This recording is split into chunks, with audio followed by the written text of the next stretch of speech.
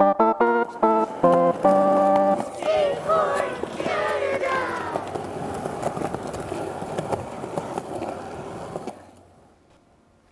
hello everybody. It's Roger from Skateboard Canada. Thanks for joining me. Once again, we're back with some skateboard news. Talk about the past, talk about the future, talk about the present tense. Let's start off with just a little bit of news. Joe Buffalo, featured on the Globe and Mail's website. Joe has an interview I want you to go check out. Super cool. He's talking about his documentary that's featured in the South by Southwest Film Festival.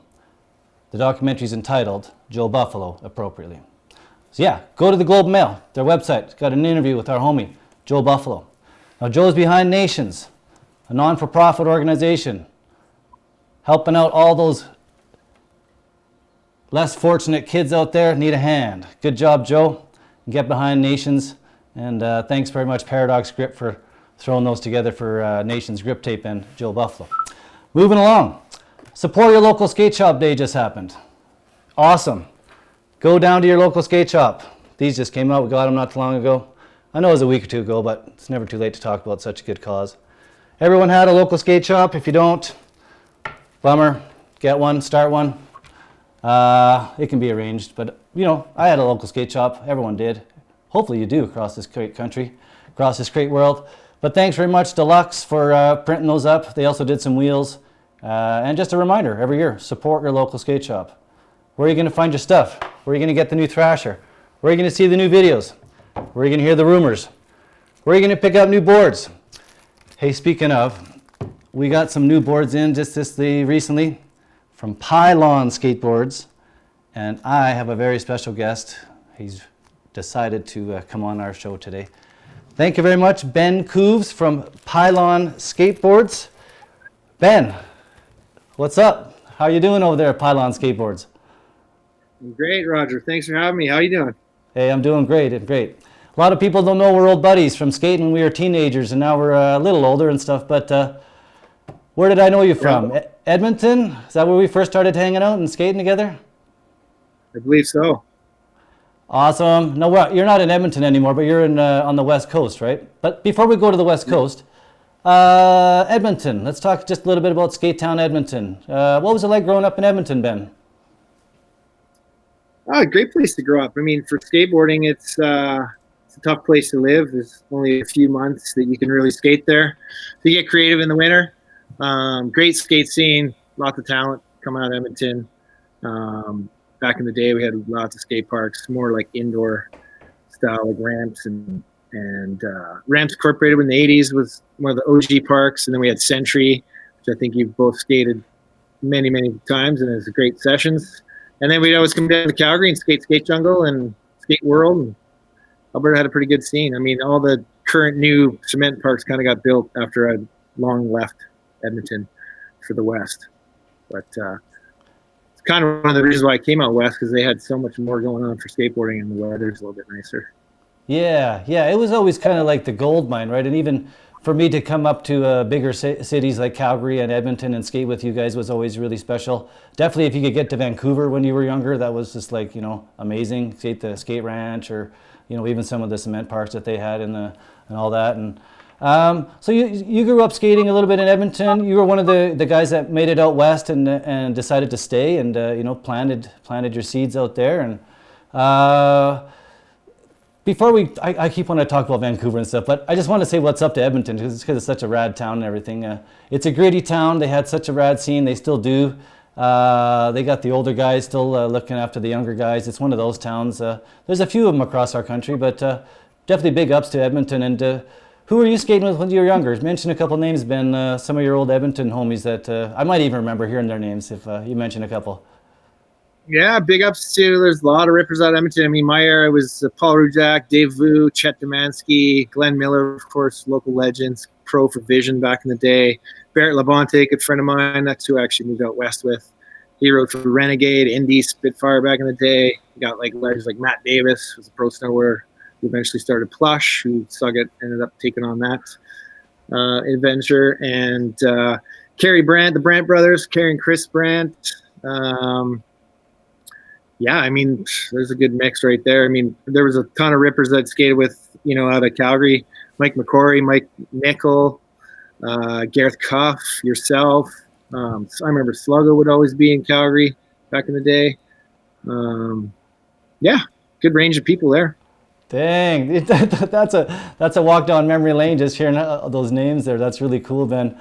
You're right. It wasn't just Edmonton. It was Calgary. It was Vancouver. It was across the whole country and stuff. It was really cool. The scene, it seems to be, always have been pretty well connected across the country. People floating back and forth and stuff. Montreal and Toronto and everything. So, but yeah, fast forward. You move out to the West Coast. You decide to stay. You get involved in kind of the businessy side of things a bit, but you're also king of the bowls. Tell me about that, Ben. Brag a little bit. What happened there? What year? Yeah, I moved out west. My parents actually moved out west when I was in high school, so I finished high school, and I actually moved back to Edmonton when Matt first opened Plush Skateboards. So I was one of the first employees there, and that was cool to see Plush. I mean, RIP Plush. It was sad to see, Suggett shut it down last year. They had a good run. It was 25 years. And then after that, I moved just due to weather and skateboarding and snowboarding, and just I wanted to be out west, just more out here. So I came out here and put my feet in the sand, so to speak, out in the west here. And been here ever since. I remember coming out in the 90s and even staying with you, and we'd go skate Clubhouse, and it was so much fun. You know what I mean? It was just, all I can remember, it was just so much fun. There was Slam City Jam, you street skate, it was just so much fun. So really cool. I got those memories so locked in, and that's really kind of what catapulted, I think, us into continuing and staying and having fun continuously. And but you're in the business side of it. You're still skating. Obviously, we're all having fun skating still. But what's up with Pylon? Let's talk about Pylon Skateboards a little bit, and maybe introduce that and break it down a little bit for us, Ben. Yeah, I mean, sorry, I didn't really iterate too much on your last question, but yeah, the industry was what made me move out here. I mean, I got a job at a shop here called Division, which had a really good run in the 90s up until the early 2000s. And from there, I kind of got hired to come work in the snowboard sunglass goggle industry with my good friend Devin Walsh. Everyone knows that name in snowboarding. I mean, he started a company called Iris Design. So I went and worked with them and on the wholesale side of things. And then that just led to me becoming a sales rep in-house. And then I started my own agency in 1999. So my agency just turned, 22 years, done over 41 brands over the years. So I've been in the industry a long time, and I've made skateboards before for other people. Never really done my own actual hands-on project, which is kind of organically how Pylon started. We've made some boards from our other brand, Mega Destroyer, over the years. And Pylon just kind of started organically between three buddies just having a conversation. And, I've been asked the question many times, like, when are you ever going to start? Was there ever a question you're going to start a company? It was kind of more of when we're going to start a company. So Paul and I the timing was right, and we just decided, let's do this. And I mean, it was kind of bad/good timing when COVID hit, because we started this brand last March, and the pandemic hit, and we weren't sure what was going to happen. So it was nice to see skateboarding, everyone get back to their roots and get back into skateboarding. Skateboarding can bring you to a positive place no matter what you're going through, especially a pandemic. So that's kind of where it started. I got to give you credit. Number one, the boards are noticeably different. They're awesome. They've got wicked concave. The texture on them is different. They're awesome boards. I mean, we've tested them down here. What made you decide to go a little bit of a different route there with the actual skateboard itself, which was great in my opinion? Yeah, I saw your clip skating one of our boards yesterday. Basically, we got the main thing was, I mean, starting this brand, I wanted to be 100% Canadian. As we are Canadians, all the boards are made with Canadian wood. So why would I pay someone in the U.S. to make my boards and pay duties on it twice when the wood comes from our country? Main goal is to start a brand in Canada. And I mean, I'm not here to say anything else, about any other brands. But there's some awesome brands in Canada, and we just kind of saw a loophole for us to kind of get our stake in there. Our boards are made with Randy Jesperson, who's another legend from Edmonton, a good friend of mine. very talented snowboarder professional back in the day. And OSM, Olive Skateboards, which everyone knows of, it's a staple in the Canadian skateboard industry. I've watched Randy from, he's my first roommate. He's kind of like an older brother to me. I've watched him invent and innovate stuff in the snowboard and skateboard industry for 25, 30 years. So I knew right away that's where we were going to get it made. And that's kind of where Pylon started. We took a trip to the factory and I just showed my business partner. I was just like, here's the most grassroots operation with, Randy being a bit of a wizard. He makes really good stuff. I mean, my end of my sponsor skateboard days, I was riding his boards for probably 7-8 years. We had a little brand called Metric that was through Olive, and I was helping him do the sales for that stuff. So I've been riding his wood for a long time, and it's always nice to be able to customize stuff and ask for different specifications and strengths and molds and all that kind of stuff. And that's kind of where we went with it. We were saying that our stuff's noticeably different. I mean, yeah, we definitely wanted to build something that was really quality. So, hella concave gives you good quality. I mean, we don't have all super concave boards. We have a couple. It's called the Ultimate Nullifier, which is an actual rocker technology. So if you can see the boards between the wheels, it actually has concave from tip to tail.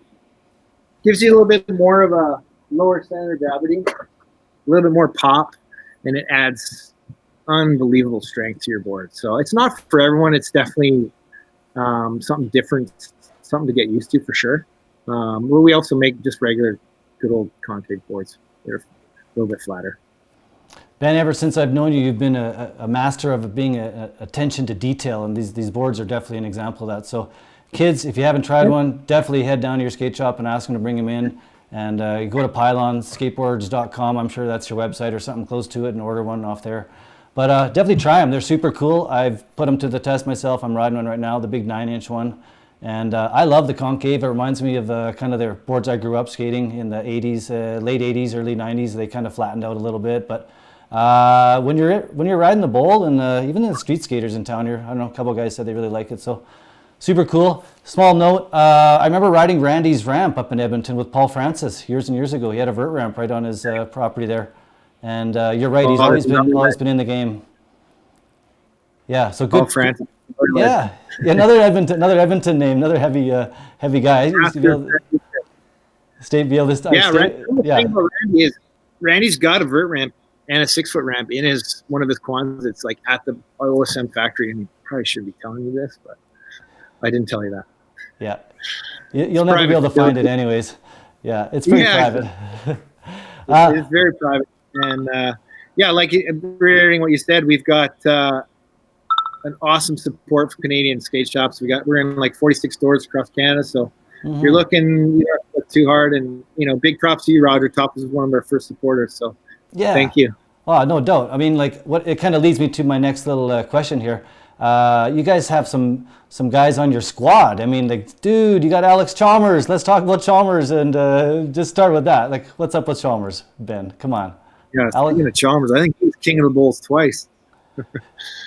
Chalmers is an old good friend of mine. I mean, it was kind of my before he really blew up and moved away and was on tour forever. I mean, it was kind of my go-to guy to go skate with, and taught me a lot in skateboarding and showed me a lot of stuff. And the guy just rips. I mean, to this day, just the most nonchalant, effortless style with just so much good style, man. He's awesome. So I mean, we had talking to him in the very beginning, and he seemed down, and he's like us. He's a little bit older. He's got a profession outside skateboarding, and he's always had his foot in skateboarding, and it made sense. And it was like kind of one of our mottos was like, bringing friends together through skateboarding was we kept going back to this saying. It's just like starting Pylon brought us back to so many older relationships that we've had, and it's just so it's refreshing. I mean, it's refreshing to keep in touch with old friends like yourself, and just friends through the industry and the country. Just it's all through skateboarding. So really cool. Yeah, again, Chalmers obviously needs no introduction. He's in a league all his own. And you picked up one of our guys from Calgary, the Ninja Jinja, one of my favorites. Love that guy. Skate 403 with him, and I'm just really happy you guys are helping him out, and I know you're going to guide him in the right direction and everything. But hey, let's show those clips we got, Corey. We got a couple of clips here that Pylon sent over, and then we'll talk during or after them. But Just a couple little clips here of, well, you'll see Ninja and Chalmers here. Corey, you good on that? Now this is Chalmers at West Beach, right, Ben? Yeah, infamous West Beach fan. Insanity. Look at that. just oh, this is the goods. Legend and an upcoming legend.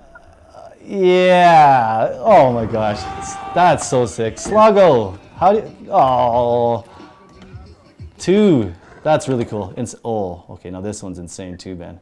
Look at that, Steez. Yeah. Damn. Facing Sib, that's a big one. Okay, this is more classic Chalmers. Slam City. Oh, he would put a crush on Slam City. Remember, he would destroy Hastings. Oh yeah. It was insane. Yeah. Yeah, I mean, those were some legendary times back in that West Beach ramp. We logged a lot of hours skating that ramp. And that was when, Vancouver didn't have a lot. I mean, after Clubhouse closed down, which was the best time for skateboarding. That was right when I moved to Vancouver in 95, I think it was. Clubhouse, I lived literally 6 blocks from Clubhouse. And, you go down there on any given night, you'd have Alice, Naked Yeast, 540s. Mike Crum was living there. You get between, besides Moses, Colin, Sluggo, Sam Devlin. Man, the list goes on. The skateboarding was insane. There's just so many people, so many rad sessions. And it really, like for all us up and comers that were trying to live that life, it was cool to see. And I mean, Sluggo is a prime example. I mean, that guy is skateboarding, and the positive outcome that he brings on so many levels with skateboarding is just awesome. And it's cool to see Ninja skating with Sluggo. And I think he doesn't need much guidance. He keeps skating with guys like Chalmers and Sluggo. He'll be just fine. I mean, the kid absolutely rips. He's a one-man demo. Yeah, I know. You've skated with him enough times. The kid's unbelievable.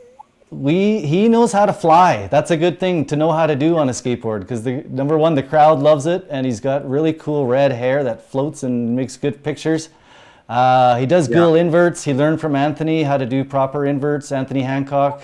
You're right. I mean, and you're right about Sluggo, and just how these guys have been here for like decades, and they've just always been solid, and they're always just there. It's super cool. We're so lucky, Ben. You know what I mean? I'm so humbled. It's really cool. Yeah. Even though we showed that clip, there was Sluggo in it. That's really cool. Sluggo's in his 50s, and he's still just killing it. He's such a great example on all levels. Yeah. So, but yeah, Pylon. So where are things going? Are you excited for the Olympics? What's going to happen in the summer here, Ben? Where is skateboarding going? Yeah. Before I answer that, could I forget Gary Harris and Anthony Hancock, 2 legends from Calgary? Yes. 2 of my favorites. I mean, they both rip to this day. And yes. I haven't skated with Anthony in the last few years, but Gary's definitely in the mix here and there. It's good to see. Huge influence. Where's skateboarding going? I mean, the Olympic thing. I don't know how I feel. I mean, I'm stoked and I'm worried at the same time. I read something on social media today, and it was like, skateboarding in the Olympics. Well, I hope it fares better than snowboarding did. And I was like, yeah, but I mean, where would snowboarding be if it wasn't the Olympics? I don't think it might have changed it that much. I think it's great in a lot of positive ways. It's going to put us on a platform, promotion, sales, marketing level that I can't even comprehend how big it's going to be. Yeah. I also have some friends that are working in and along with that Olympic committee and the team and all that stuff. So I hear a little bit of the inside scoop, and it sounds pretty cool. I mean, we definitely got a pretty heavy hitting roster, which I'm stoked on, and it's cool to see some of my local homies from Hastings Beach make that roster. And I'm stoked. I mean, I'm stoked to see where it goes. Me too. I mean, yeah, obviously it's going to happen however we feel about it. It's going to expand skateboarding. It's going to bring a lot of audience to it. There's people involved that you and I both know that we've skated with, that we skate with, that could be on TV in front of millions and millions of people. So it's pretty cool in that sense. We're always kind of get the heebie-jeebies about contests. I mean, you skated them, I've skated them and stuff, and I don't know. Yeah. It's just another contest, right? Yeah, with the whole world watching. No pressure. Let me think here. Let me think. What can I ask you, Ben? How's life? What's going on? I heard you got a couple kids. You got a kid and one on the way. Do you skateboarding? Is that what you do for a living? You make your income is off of skateboarding? Is that what you do, Ben? Yeah, I mean, life is great, man. I can't complain. I left Vancouver, East Bend last year. My wife and I had our first son 3 years ago. He's 3 this Saturday, actually. So yeah, life's flying by. I mean, my little Grom's coming to the skate park now and pushing around. It's pretty cool. And yeah, I got another one on the way here in a couple months, which is awesome. I couldn't be happier. I work in the skateboard industry and have for quite a few years, probably closer to 30 years. So what moved me out west was working at a skate shop. Matt Davis got me a transfer at one of his friends' shop here. I started in the wholesale business, and from there, I ran my agency. I ran a trade show for a bunch of years called No Show, and took a step back from that about 5-6 years ago. And now I work for Brixton as kind of my day job, and my agency OB1. So Brixton, I've been working for Brixton from day one. Watched my friends start that in their garage in California, which is super cool. Wow. Still be part of that family. And then, I work on my 2 own brands full time: Pylon Skateboards and Mega Destroy Clothing. Good for you, Ben. And it's I couldn't do half the work with my business partner Paul Higgins, who's an amazing specimen of a human. And basically, all the creative and cool shit that we're trying to portray in our brand is all him. And I'm an idea guy, and I help run the business, and I sell the stuff. So at the end of the day, it's a lot of the pressure and a lot of the cool stuff lands on his broad shoulders, and I'm glad we can handle it. You guys are obviously a great team, so keep up the great work. We're going to do everything we can on our end of things here to keep your brand hot around here and everything, and I'm glad you picked up our guide Ninja and everything, and you're going to look after him and everything. But hey, Ben, I think we're going to wrap her up here. I'm really glad you came on. I'm super, I'm psyched for you guys. As a friend, as a skater, as even a retailer myself, and just a guy involved in the whole scene. So thanks again for coming on. I appreciate you taking the time on out of your busy schedule. And good luck with everything in the future with Pylon and all your ventures, Ben. Thanks, Roger. Good night. Okay, good day. We'll see you later, Ben. Take care. Awesome. Well, thanks, guys, for joining us. Ben Coovs, Pylon Skateboards, special guest tonight on Skateboard Canada, involved in the industry for many, many years, living out on the West Coast. And make sure you check out Pylon Skateboards. They got a lot of really cool action happening. Yeah, what can I say? Back to this. Support your local skate shop. Go down, grab a Pylon board. I got my cool shirt at 9 Times from Kevin Lowry. Go and check him out in Calgary. But yeah, support your local skate shop. Thanks, Pylon Skateboards. Thanks everybody out there for tuning in, Skateboard Canada. We'll be back with more hot skateboard action.